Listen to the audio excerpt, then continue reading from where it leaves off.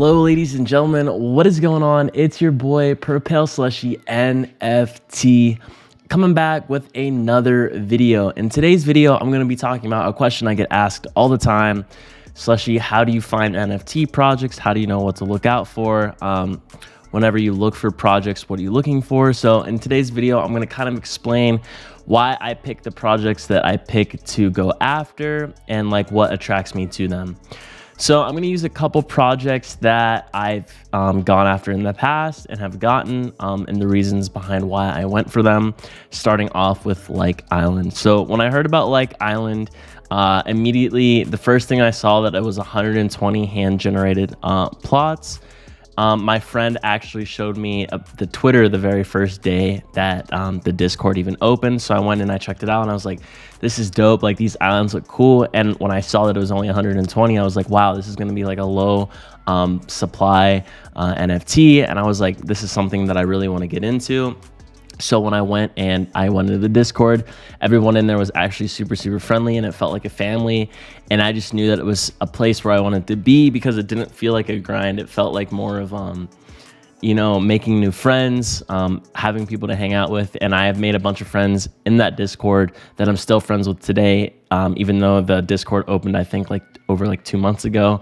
So it's been a wild ride with that project. And one of the reasons why I got into the project so early was because it had such a low population or a low supply. And I thought this would be a really good NFT to get into just because of the rarity of the islands. Another project that I got into recently is going to be Karafuru. So when I saw this, actually the day that the Discord opened, immediately when I saw just this banner and this profile picture, I immediately knew. I was like, this art is super dope. I love colorful art. I love art that is unique. I don't go after derivatives ever. If you know me, I always say that derivatives are not worth going after. If you go after a derivative, you're most likely a degenerate. You're just somebody who is hoping for a quick flip and you don't care about money at the end of the day. Because let's be real, if you're going after a derivative, you're going after something that you feel like you missed out on previously and you're like, oh, I'm just going to put my money into this and hopefully, I catch a dub. 99% of the time, you're going to lose your money in a derivative every single time. So I never go after derivatives ever. All those mother effer derivatives, any ape derivatives, any Azuki derivatives, I just don't go after them because there's really no point.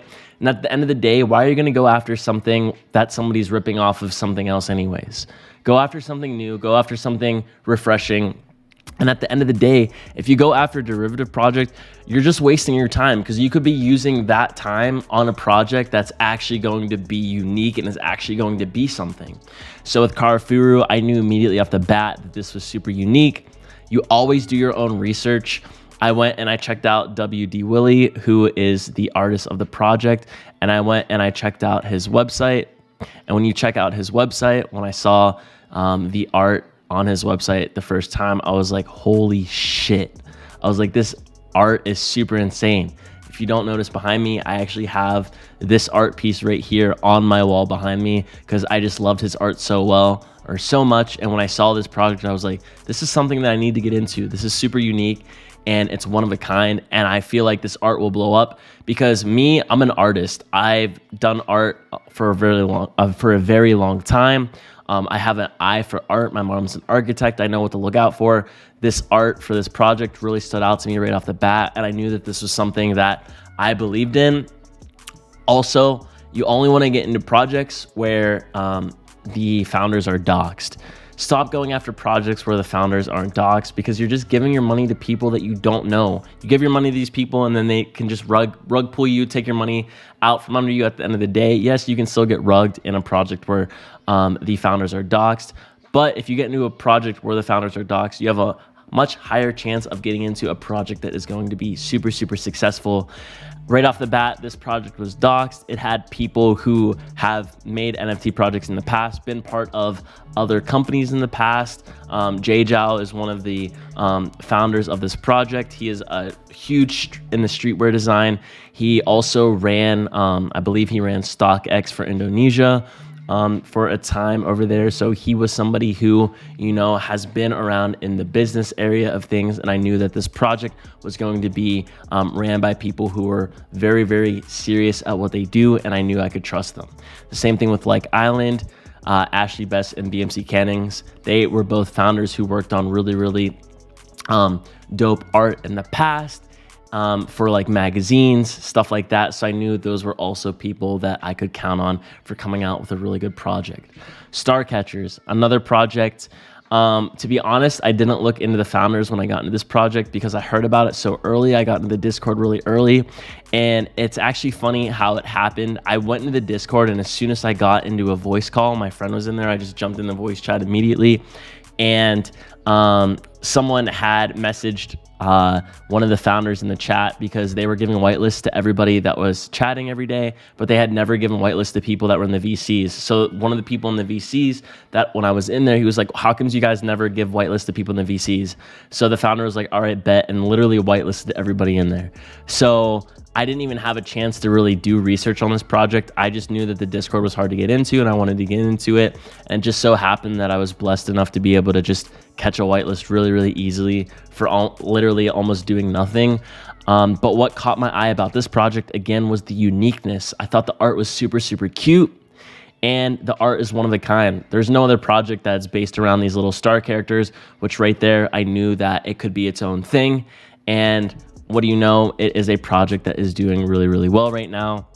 Starcatchers is a project that I do believe is going to catch on fire during the next bull run. Right now, we are kind of in a bearish market where there's not much liquidity getting pumped into NFTs right now, which is why everything is down. But I think Starcatchers, this is not financial advice, but for the price of it, I think right now it's around 0.3. I think that's a good entry. It might go a little bit lower, but I do believe in this project, and I do think that it will go up in value over time. Craftworks, another project that I'm really, really bullish on. I think it's going to do amazing. I was following this project ever since the Discord had around like 1,000 people. As soon as I went in there, the founders were in the chat. They were talking to everybody in the Discord. They would come and make their presence known in the VC. They would show their office around. It's a project with 84 devs who have worked on games in the past like Mortal Kombat, Assassin's Creed. They're character designers. I knew right off the bat that this was a company that was not messing around, that is actually going to do something in this space, and they're going to revolutionize what they do. If you want to find out more about Craftworks, definitely check the links in the description down below, as I've made videos on them in the past. But all of these things, the founders behind these projects, what they've worked on in the past, how unique they are, these are all reasons why I follow these projects and I kind of go after these projects. Another thing, there's another project called the Metabucks. This one just recently came out. But another thing that you want to do whenever a project comes out, once you're in the NFT space for a while, you start finding friends, you start finding other people that have invested in the projects as well. You will also find people that you follow on Twitter. If you find a new project and you've been in the space for like 2, 3, 4 months and you've followed at least 50 to 100 people in NFT space, if none of your friends that you're following or people that you follow on Twitter are following these new projects, they're probably not going to do really well. So as you can see, there's a lot of people that I follow already that I know and I trust in the NFT market that are all following this project. So already that is bullish signs. It's like, okay, people that I know in the project that are following it, I know that they only follow projects that are, going to be worth, the time. The person creating this project, the Jinx, he's created banners for multiple people in the Invisible Friends community, like Marcus, who's the founder of Invisible Friends. He's using the banner as one of his banners. So it's things like this. It's projects that are super, super unique. I don't go after derivatives. I go after projects that I think are going to do really well. I don't go after projects where Twitter has like 1,000 followers.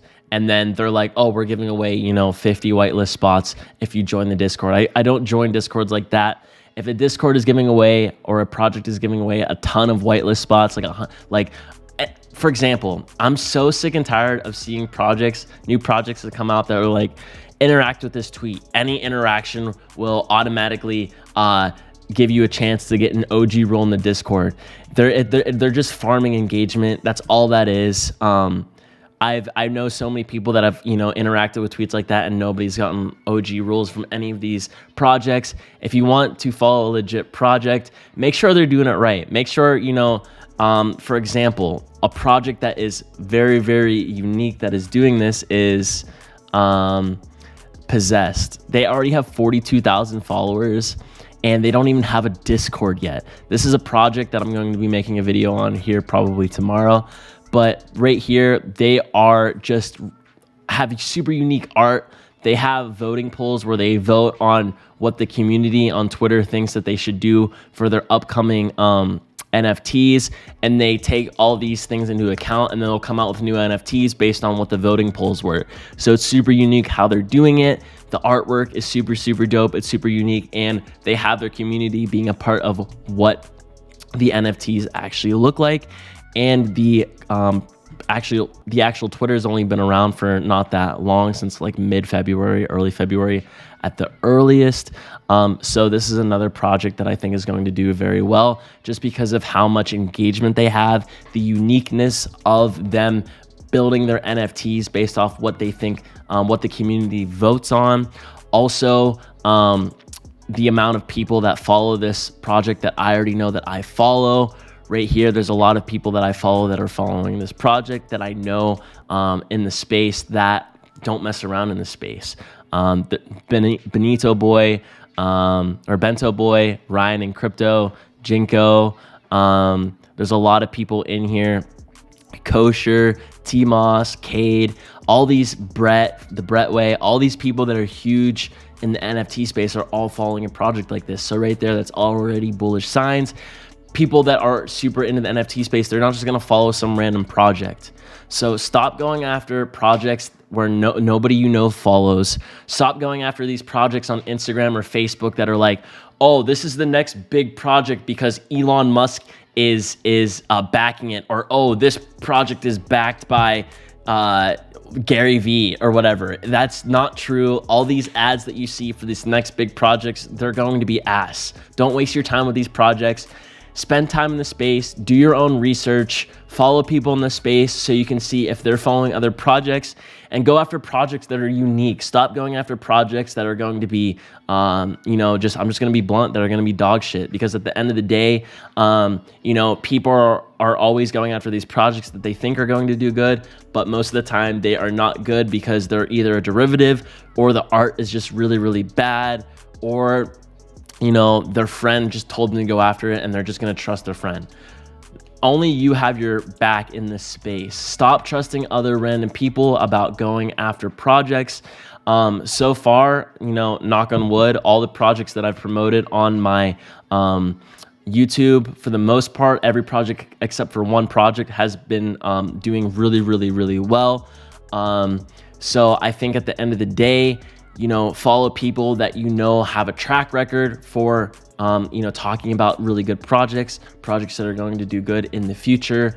And at the end of the day, like I said before, you have your own back in the space. Make sure you do your own research. At the end of the day, if you go after a project and it's because Tom and Jerry told you to go after this project and you end up getting burned, or you lose money on it, or you invest money into something that you had no idea about, the only person at the end of the day to get mad at is yourself.